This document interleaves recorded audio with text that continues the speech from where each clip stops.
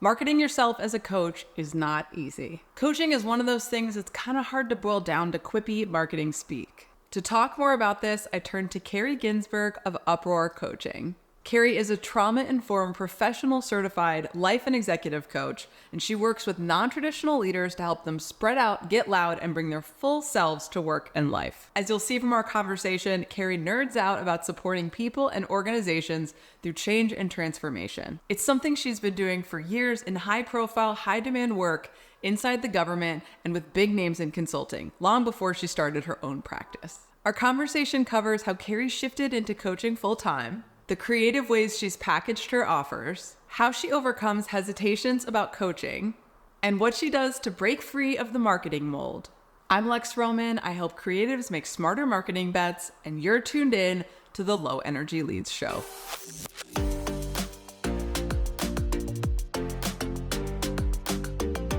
As you know, I like to start in the early days because we are always on a journey in our business. Can you talk about when you started working for yourself? When was it and what did that look like?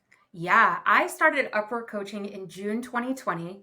Little did baby entrepreneur Kari know that this 90-day flatten the curve thing was going to extend to 2+ years of starting a business and figuring out what it meant to be a small business owner and then operating under a global pandemic. But here we are, we're still here, which is amazing. There's been a lot of lessons along the way. I think it's important to say that I was coaching as a side hustle. I'm a multi-hyphenate, but I was coaching as a side hustle for many years.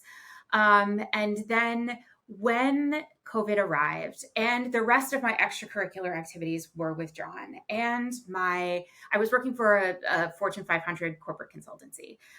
When those 14, 16-hour days were like the only thing that I had to look forward to, it made me realize that that truly wasn't enough and that I needed the other things in my life to balance out the draw on my energy and the draw on the expertise that that company was taking from me. So when everything else that I would do was taken away because of COVID, I thought, well, now is the time, now is the chance to actually slowly formalize this side hustle that I've had. So I got my LLC, I got my operating agreements in order. I did all of the really sexy behind the scenes business stuff to get launched, got my bookkeeping in order, figured out how to do quarterly taxes. I had this 5-year journey ahead of me. So for 2020 to 2025, my plan was to still be working full-time-ish for this corporate consultancy and to be coaching as a side hustle. And then at the 3-year mark, to be sort of at 50-50. So to grow my coaching business, reduce my consultant for somebody else.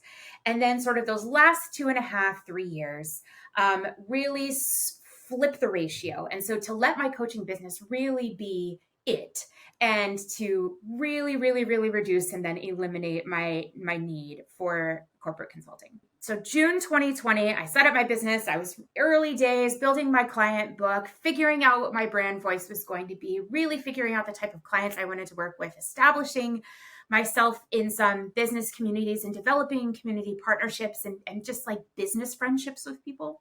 And then my team was realigned to a different supervisor who was a bad leader and a bad boss.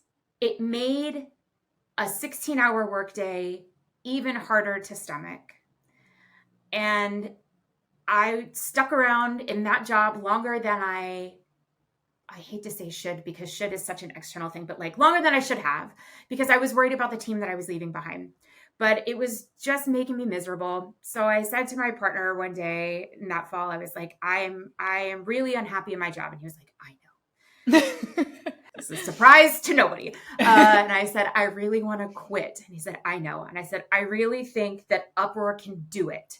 If I have the time and I have the space, I think that I can full speed ahead into this job. And he was like, he swept everything off he didn't really like figuratively swept everything off the dining room table. We got our laptops. We looked at our home expenses. We looked at the responsibilities that we had within our household and to each other. And he said yes. And the next day I gave 2 weeks notice and we have never looked back.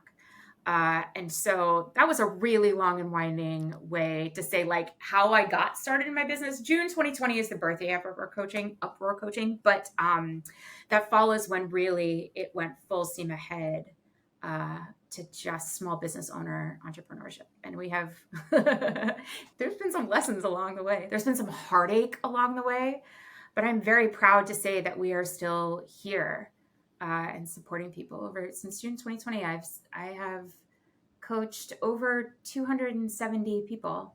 Wow, 270. I know, right? It's absurd. Kari. That's a number. That's a big number. It's a really big number. Wow, I don't even think I know 270 people. That's amazing. I certainly didn't before, but here we are. Yeah, and I think, to your point about heartache, like entrepreneurship is a real roller coaster. And I think it's one thing that very few people are fully prepared for, right? We know that it's risky. That's why y'all did your finances before you took away. We're like, ooh, it could be risky, right? There's always the risk of failure. And that risk stays omnipresent, I think, for entrepreneurs throughout their whole career. And I think that roller coaster, your ability to ride that roller coaster of emotions is what sets successful, like people think, oh, what sets successful entrepreneurs apart is their ability to make money. But I don't think that's what it is. I think it is the ability to ride that roller coaster, because all of us will have good times and bad times. That is true for even the most successful entrepreneurs. And so the ability to like self-regulate and to know that you can come back up on the roller coaster is what separates us out. Yeah. And to welcome the failure and to welcome those like pivot moments and adaptability. I mean, that's what keeps it fun. I think that's definitely one of the things that keeps me involved and invested on the business side of what I'm doing, because I certainly didn't get into this to like make social media posts and do QuickBooks, right? I got into this to support people as they spread out, get loud, and be boss bitches. Yeah. Yeah. It's interesting. I was looking at ICF puts out like a report of, state of the coaching, and ICF is one of your certifications, right? It is International Coaching Federation. That's like the mothership of coaches. Yeah. Yeah. And so I was looking at coaching, number of accredited coaches that they have year by year from the year 2000 until now. Yeah. And I actually expected, even more of a surge between 2020 and now than they showed, but it's actually just been steadily rising over the last 2 decades. And so from your perspective, both because you were coaching before Uproar and with your experience with Uproar, what's changed in the coaching space? Like, what does it look like now compared to even a couple of years ago when you started this business? Well, so I went through a training certification program, and then I participated in a couple of levels of accreditation through ICF because it was important to me to not wing it and to really demonstrate to the people that I am serving my commitment to my professional development as much as I am committing to supporting their development, whatever that looks like. So I think in the coaching field recently, when I started, there wasn't so much emphasis on training. There wasn't so much emphasis on certification. You could be a coach without having ever trained, without having ever certified. But what we're seeing, what happens is sometimes those coaches aren't coaches. Sometimes those coaches really come off as like mentors or consultants or advisors. Whereas a coach, they're not a therapist. They're not going to diagnose you or cure you, but they are going to support you in unlocking within yourself how you're going to get to where you're going. That's the difference between, I think, a good coach and then somebody who's coaching because they think that they've got good advice for other people. I think what we're seeing now, right, you've seen this sort of steadiness in coaching, credentialing, and certification. I think the people who are always going to go through coaching programs, certification programs, those people were never going to change. They're so ready to make that financial and that time investment into themselves and into their businesses. But I think what we're seeing now is more of an increase in people who are specializing in coaching. I'm approached probably once a week because somebody is looking for a career coach, but really what they're looking for is somebody to do like resume overhaul, LinkedIn profile updating. Is that something I could do? Yes. Is that something you want me to do? No. Let me refer you to these 8 other people who can do it better because they are passionate about that with you, right? They've got the skills and knowledge and the expertise to bring that to the table for you. So I think that's the thing right now, right? You can find a coach. You can find the coach who's got the skills, who's got the knowledge, who's got the flair, who's got the connection to you for the thing that you were looking for in yourself, as opposed to somebody who's just a generalist. I think that's really how the space has changed. Okay, so now can you share what you do now and who it is for? Tell us about Uproar and what you offer. Yeah, absolutely. Uproar Coaching is the name of my company.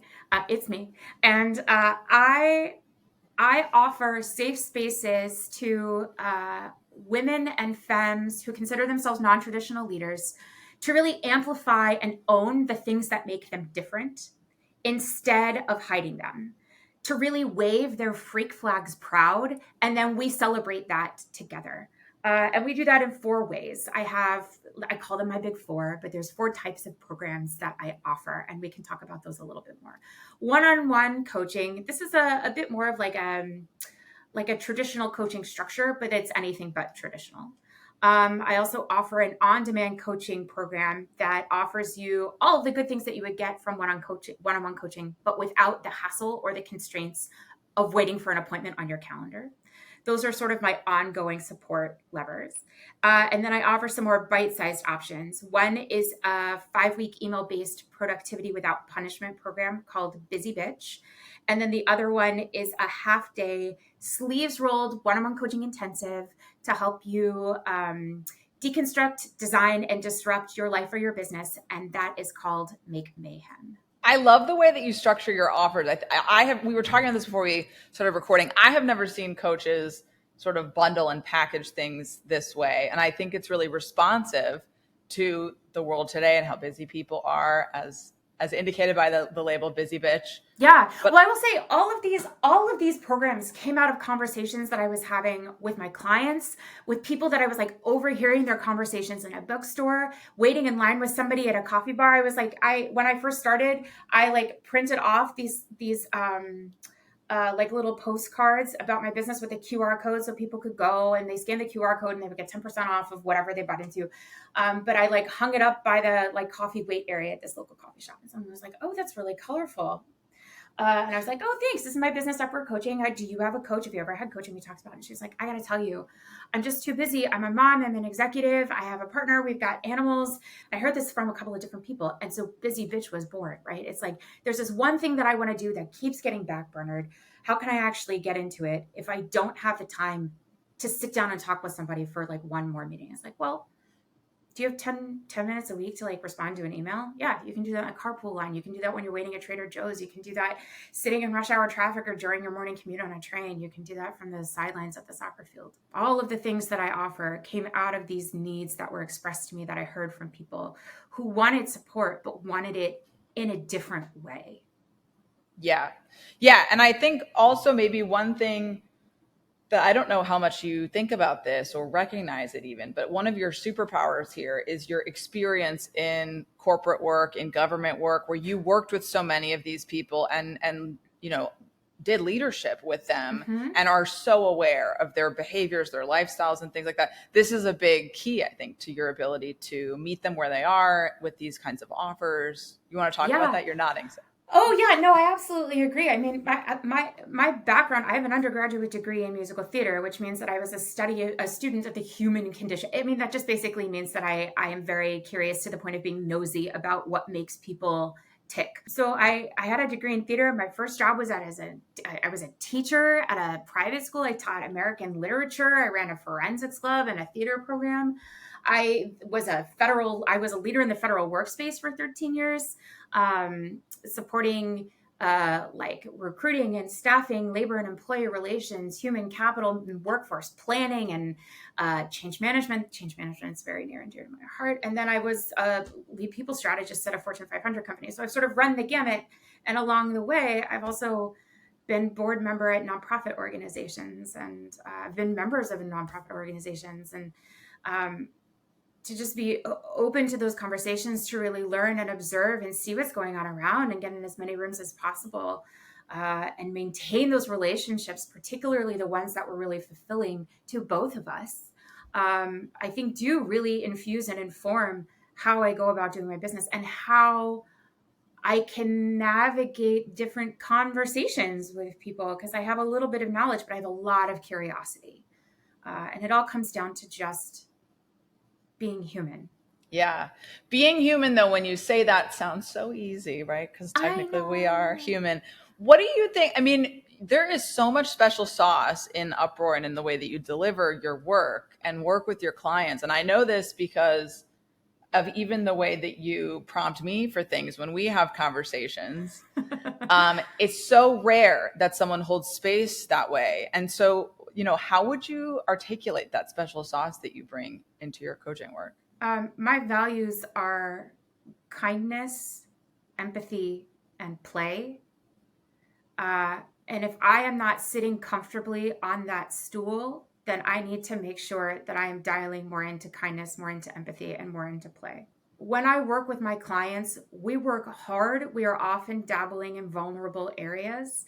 And so I invite them to be as honest and open and brave with me. And I promise to make that back. And that means that sometimes there are tears and sometimes there is frustration, but there is also a lot of laughter and adventure and exploration and celebration. Today's episode is brought to you by Inbox Zero Hero. Are you tired of drowning in an endless sea of emails? Are you using your inbox as a to-do list? Do you worry you'll miss important emails? Do you have $16? Inbox Zero Hero is the ultimate mini course designed to rescue you from the clutches of email chaos. Say hello to a pristine inbox and the power to reclaim your time and productivity. Don't let this opportunity slip through your fingers like an unread email. Join the ranks of the Inbox Zero Heroes today by visiting devonlee.com.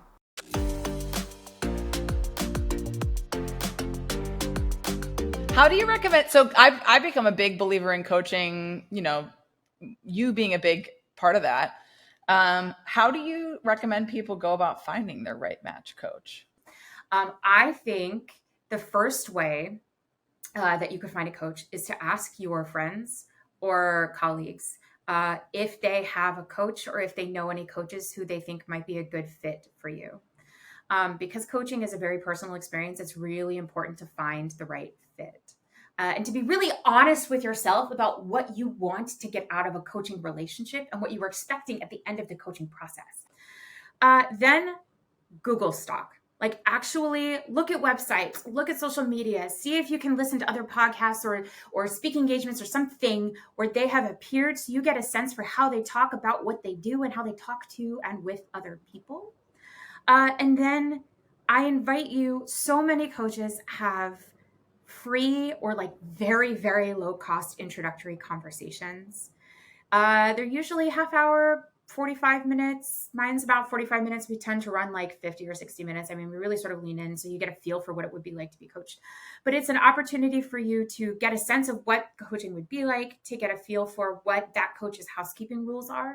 And then for you to also really ask the coach a lot of questions about themselves, about their education, about their process, about how often they meet with you, how many people are they coaching right now, right? If you've got a coach who is coaching 8 hours a day, 7 days a week, I'm worried about that coach's ability to be emotionally prepared and regulated for you and to have the mental space to be thinking about you and to be preparing for your coaching conversations when they come in the door. Now that might work for some people. It does not work for me. So recap, ask your friends, do some searching, date around, and then pick the person that just makes you feel hell yeah. I think coaching, like, especially when you're leaning into getting your first coach, especially for business owners or people that are making a big life move, it can be a little scary. What are some of the things that you hear, like hesitations people have about coaching? There's three. There's always three that come up. I'm sure I've heard more, but these are the big three that come up again and again. The first one is money. Is this worth my money? Is this too much money? Am I going to see value from this, right? That's one question. The second one is time. Do I have time for this? Is this worth my time? I mean, honestly, that's one of the reasons also why I have a variety of programs, because time should never be an objection if you want to improve yourself. And then third is this fear that nothing's going to change. That when you have made the financial commitment, when you have made the time commitment, nothing's going to happen on the other side. That last one is actually less about me as a coach and more about you as an individual. Because you need to be, if you were interested in coaching, if you were thinking I might be ready for a coach, if you were thinking I am ready for a coach, that means that you are ready to actively take part in making a change. If you come in and you say, I'm worried that nothing is going to happen, or what do you guarantee me is going to change in my life? I can't guarantee you anything, because the work and the honesty and the progress, it's within you. You just need to be willing to go along and accept those moments when it feels hard, and accept those moments when it feels scary, and accept those moments when it doesn't feel like anything's happening, and then celebrate those moments when something does happen. That's what we focus on, right? That's when we say, hell yeah. That's when we say, this is what it was all for. But if you're coming in thinking that nothing will change, I think maybe you're not ready for a coach. I think sometimes we are less likely to invest in a larger ticket solution to help ourselves because it feels easier to read a book and then figure out how to put it into play. And sometimes you've listened to all of the podcasts, you've read all of the books, you've watched all the TED Talks, you've done the therapy, and now you really just need the support to ignite. Yeah. Yeah. I had a boss in an agency who said once that his favorite clients were the ones who had been burned before. And it's not an exact parallel to what you're saying, but it's kind of like, I've already tried the do-it-yourself path. I've already tried me doing this completely solo. It's not enough. I need that support. And so I know that it's time for that support. But I think that is, it takes some maturity. It takes some self-awareness to get to that place, right? Yeah. Yeah, that's one of the first questions that I ask people coming into a coaching engagement is like, have you had coaching before? Because I want to know what sort of expectation or experience I'm pushing against. And second is like, why is now the time for coaching? What brought you to this moment today?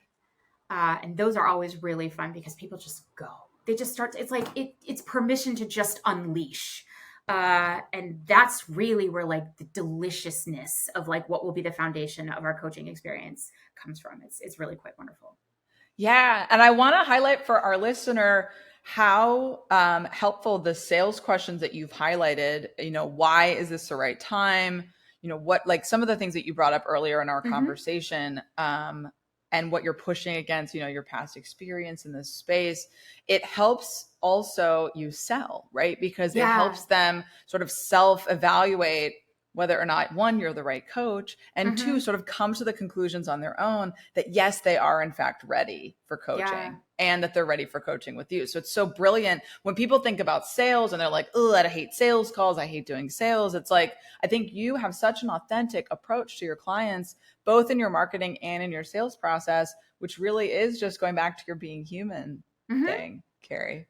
Can you talk about some of your messaging and how that has evolved over the years? It's funny because when I did a coaching certification program, like a coaching training program, in early March 2020. So like right up, like the world was getting weird when we were in our training class, and there was a woman in the class with me, Shakita, and she's a brilliant coach. She's a relationship coach. She's a brilliant coach. And she kept looking at me. She's like, "But what's your voice?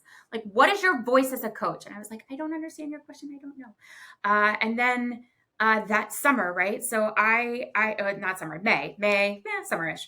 I was putting together my first website and I was working on my business plan, and I knew I was going to be Uproar, and I knew that has a big name and it sounds cacophonous, and I was like, I went through a bunch of I opened the thesaurus. I have a paper thesaurus on my shelf, and I opened the thesaurus to look at words, and I was like, is it rebel? I don't know. Is it, I mean, it took a minute to sort of fine tune it, but this idea of spreading out, getting loud, and being a boss bitch has been with me from the start. And that comes from my reaction to an article I read in Harvard Business Review about women leaving leadership positions within their first 3 years. And so many of the takeaways from that article were about the fact that in these leadership positions, when women were the only seat at the table, they were not given permission to have a voice, so they had to be very quiet. That they had to take up as little, physically as little room as possible, but then also sort of egotistically as little room as possible.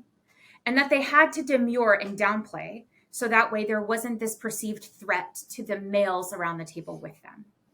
And I just thought, that is such patriarchal, white supremacist bullshit. And women and non-traditional leaders and femmes should spread out, and they should get loud, and they should be boss bitches. And that's sort of where this all came from. So that has been with me from the start. Bringing in this sense of offering a safe place for people to be who they are and to celebrate. That took longer to articulate into like 10 words, right? Like I could wax rhapsodic about it for a long time, but it wasn't effective because I didn't trust in myself and the things that I was delivering to be able to say, no, this is what I'm really doing. And it actually took confidence and like a dial up of pride to say, this is how I'm supporting people. This is what people are coming to me to talk about. This is how I support people, and just keep it as simplistic as that. Yeah. I want to talk really briefly about, I think one of the things that's really interesting about business owners is that in their own business, especially those of us who start our own like business that is very identity focused, as coaching businesses are, they tend to shove themselves into a marketing box, even though their business does not belong in one. And I know that you've been on a journey with that of sort of like, how do I learn from the patterns of what's working in the marketing space? How do I make that my own? Can you talk about sort of like some of the marketing practices that you tried on that didn't fit well for you? Yeah. So I printed a bunch of flyers and put them up around town, and then there was a global pandemic and nobody went out. So that felt a little bit like a womp womp moment. Now, is that something that I could come back to? Absolutely. Now that the world is a little bit more open, everybody is sort of moving around more freely. That is definitely something that I could come back to. However, my ideal client has changed since that initial flyer, and so I would really need to consider where I am putting that up. When I started, everybody said, you're a coach, you have to be on Instagram. Then it was, you're a coach and you have to be on TikTok. And you need to post like 5 to 6 times a week, and you need to be doing reels, and some of the reels need to follow trends, but then we also need to hear you talking, but then it would be really great to see you coaching somebody. And have you thought about doing lives? And I got to tell you, it like killed my soul. The chasing the algorithm was exhausting. And I didn't like sort of like the persona of Coach Kari that was developing on Instagram because of that. So I threw up a static 9 box, and you can walk through that journey. And what's actually quite beautiful about that is if you are just finding me on Instagram, and it's _coaching, that's where you can see me on Instagram. You start with box 1 and you walk through the 9 boxes, and you really get a feel for like who I am, what brought me to coaching, who I support, the types of ways that you can work with me. Here's a free way to get started, and here's where you can find me if you want to continue the conversation, right? I think that was 6, but there's 9 boxes. But anyway, but what's nice is people can sort of join and become part of the Glitter Bomb community at their own pace. There's no sense of like, I need to constantly be reintroducing myself to people, because the box is there. And if you're really curious, you can walk through it. Kari, if you could give one tip to our listener, and especially for the coaches out there, but for all business owners, on how to connect with their best clients, what would it be? I think that if you need to, I am on a journey to answer this question for myself, which is why I am perhaps stalling a little bit in answering it for other people. But I think that if you are a business owner who rankles at the idea of doing things the tried and true way, be the Kool-Aid man, smash through the wall and do it in the way that feels right to you. Lex, you and I were talking before we started recording today about what is the next iteration for me of like finding the person who's ready to say hell yeah. And like my little lizard brain has been sort of spinning on this since the start of our conversation. And I think sometimes we look for the crowds of our people where they are in congregation with each other. I know for me, my best fit people are not going to be in those crowds. They're going to be on the sidelines, or they're going to be in the corner sort of observing what's happening. So I think if you know who you have been supporting in the past, you know very clearly the type of person or the type of business that you want to support. Find them in the places that they least expect to be found. Love it. Would you like to share anything you're doing lately that our listeners should check out? Oh yeah, I'm very excited. I have recently reinvigorated. I don't know what the right R word would be for it.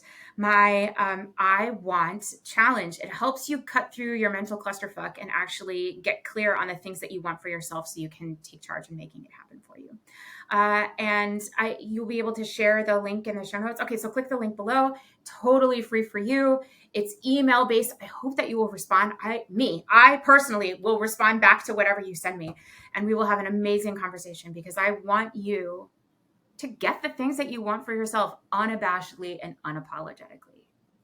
Yes, go check out the I Want Challenge. Awesome. That is linked in the show notes. And Kari, thank you for being here and sharing your wisdom with us. Thank you for this opportunity. This was great. Kari's clarity around her ideal client is rare, and you'll see it in the language she uses across her channels to speak directly to her glitter bombs, as she calls her clients. It's worth having a look for yourself and considering the specificity with which you talk to your ideal clients. The more specific we are, the more we attract the right fit client, the more we propel away people that aren't so great for our service. Kari does this exceptionally well, speaking directly to her buyer and attracting in the door enthusiastic prospective clients. Go check out Kari's I Want Challenge in the show notes and learn more about her at uproarcoaching.com. If you're tired of being shoved into a marketing box and you want to find what works for you, you should check out my program, Growth Trackers. I go live every Friday on YouTube to show you a sneak peek into how we crack your client finding formula together. And while you're here, if you can relate to Kari's lack of love for Instagram, you can check out the episode I did on why I deleted Instagram. You don't have to do marketing any one way. There's always an alternate path. And in that episode, I share some of my methods for getting visibility on my business that have nothing to do with social media. Until next time, keep your energy low until you know the value will be high.